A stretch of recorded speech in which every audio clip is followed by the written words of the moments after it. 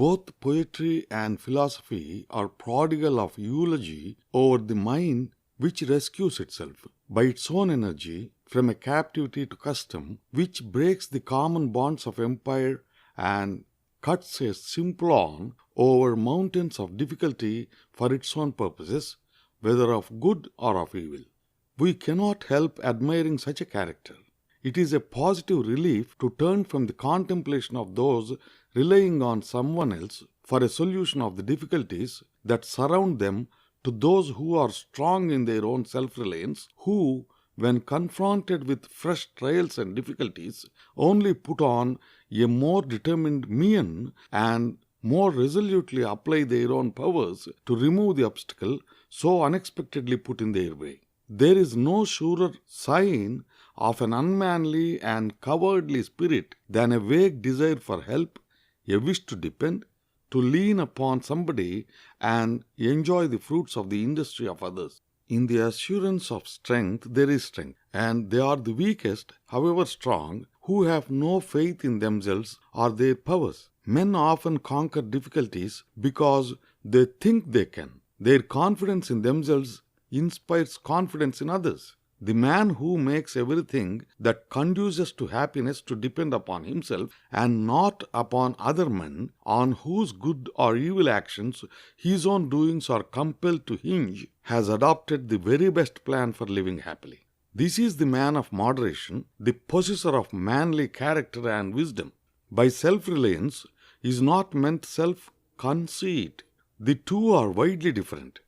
Self-reliance is cognizant of all the ills of earthly existence, and it rests on a rational consciousness of power to contend with them. It counts the cost of the conflict with real life and calmly concludes that it is able to meet the foes which stand in frowning array on the world's great battlefield.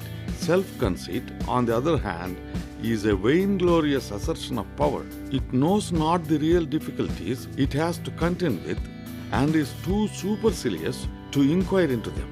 It rejects well-meant offers of counsel or assistance.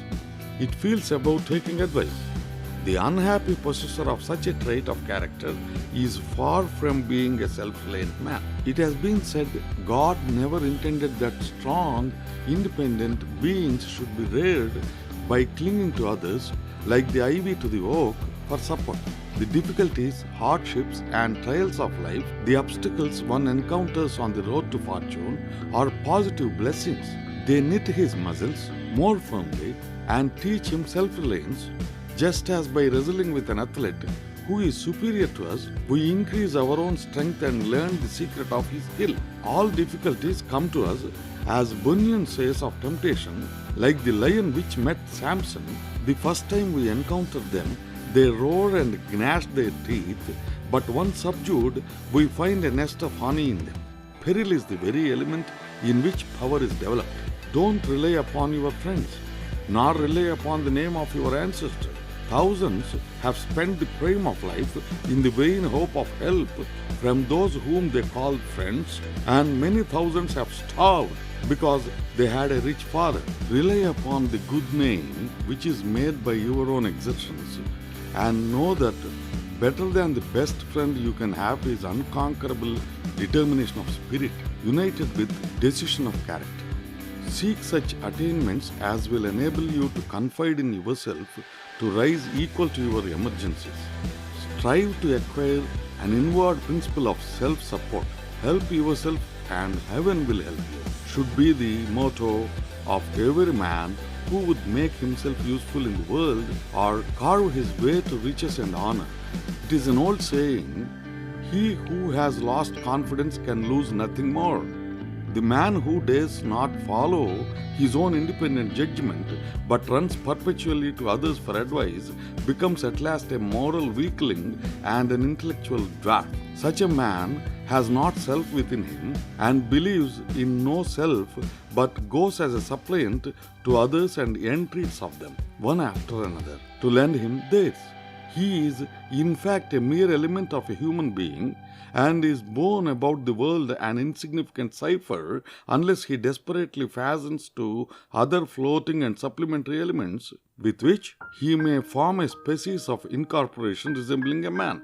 Any young man who will thus part with freedom and the self-respect that grows out of self-reliance and self-support is unmanly, neither deserving of assistance nor capable of making good use of it. Hardship is the native soil of manhood and self-reliance. Opposition is what we want and must have to be good for anything.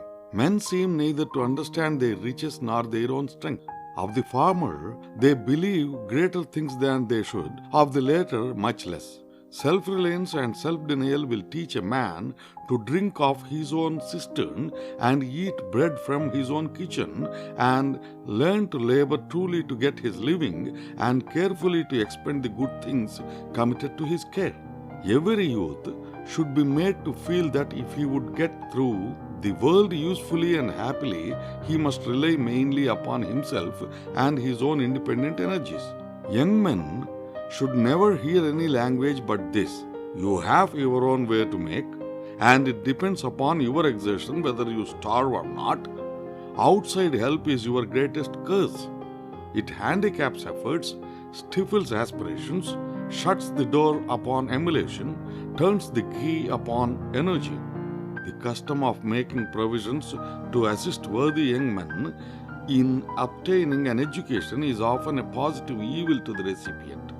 The germ of self-reliant energy, which else would have done so much for his material good, is stifled in its growth by the mistaken kindness of benevolent beings, and no mental acquisitions can compensate any young man for loss of self-reliance. It is not the men who have been reared in affluence who have left the most enduring traces on the world. It is not in the sheltered garden or the hot house, but on the rugged alpine cliffs where the storms beat most violently that the toughest plants are reared.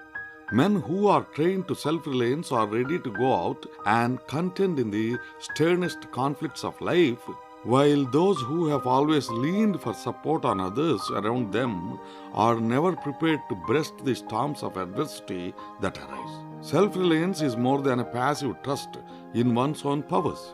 It shows itself in an active manner. It demonstrates itself in works.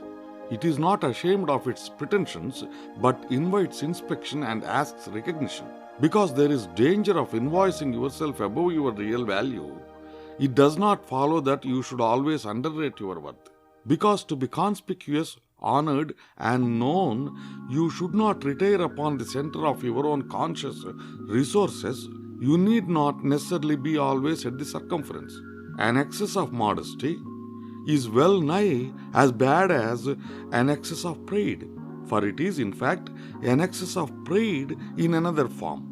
Though it is questionable if this be not more hurtful to the individual and less beneficial to society than gross and unblushing vanity. It is true, we all patronize humility in the abstract, and when enshrined in another, we admire it. It is a pleasure to meet a man who does not pick our vanity or thrust himself between us and the object of our pretensions.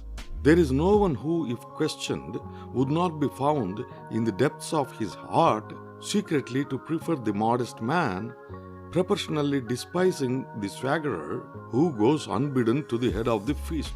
But while such is our deliberate verdict, when taken to task in the matter, it is not the one we practically give. The man who entertains a good, stout opinion of himself always contrives somehow to cheat us out of a corresponding one, and we are too apt to acquiesce in his assumption, even though they may strike us unpleasantly. Nor need this excite our surprise. The great mass of men have no time to examine the merits of others. They are busy about their own affairs, which claim all their attention. They cannot go about hunting modest worth in every nook and corner. Those who would secure their good opinion must come forward with their claims and at least show their own confidence by backing them with vigorous assertions. If, therefore, a man of fair talents arrays his pretensions before us, if he duns and pesters us for an admission of his merits, obtruding them upon us, we are forced at last to notice them, and unless he fairly disgusts us by the extravagance of his claims, shocking all sense of decency, we are inclined to admit them, even in preference to superior merits which their possessor by his own actions seem to underrate. It is too often cant by which indolent and irresolute men seek to lay their want of success at the door of the public. Well-matured and well-disciplined talent is always sure of a market, provided it exerts itself, but it must not cower at home and expect to be sought after. There is a good deal of cant, too, about the successes of forward and impudent men, while men of retiring birth are overlooked.